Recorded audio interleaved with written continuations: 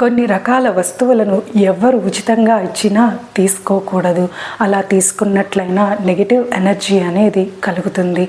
అవేంటో చూద్దాం. మనం ఆహారంలో వినియోగించేటువంటి ఆవాలు, మిరియాలు, నువ్వులు మరియు మినుములను ఉచితంగా ఎవరు ఇచ్చినా తీసుకోరాదు. ఒకవేళ తీసుకున్నా తగినంత సొమ్మును చెల్లించవలసి ఉంటుంది. అదేవిధంగా వంట నూనెను కూడా ఎంత దగ్గర బంధువులు ఇచ్చినా సరే వాటికి తగినంత పైకమును చెల్లించి తీసుకోవాలి. అదేవిధంగా ఇనుప పనిముట్లు మరియు ఇనుముతో చేసినటువంటి వంట సామాగ్రిని కూడా ఉచితంగా తీసుకోరాదు. ఒకరు వినియోగించినటువంటి వాచ్లను మరియు చెప్పులను కూడా ఉచితంగా తీసుకోకూడదు. అదేవిధంగా నల్లని వస్త్రాలను ఎవరూ ఉచితంగా తీసుకోరాదు.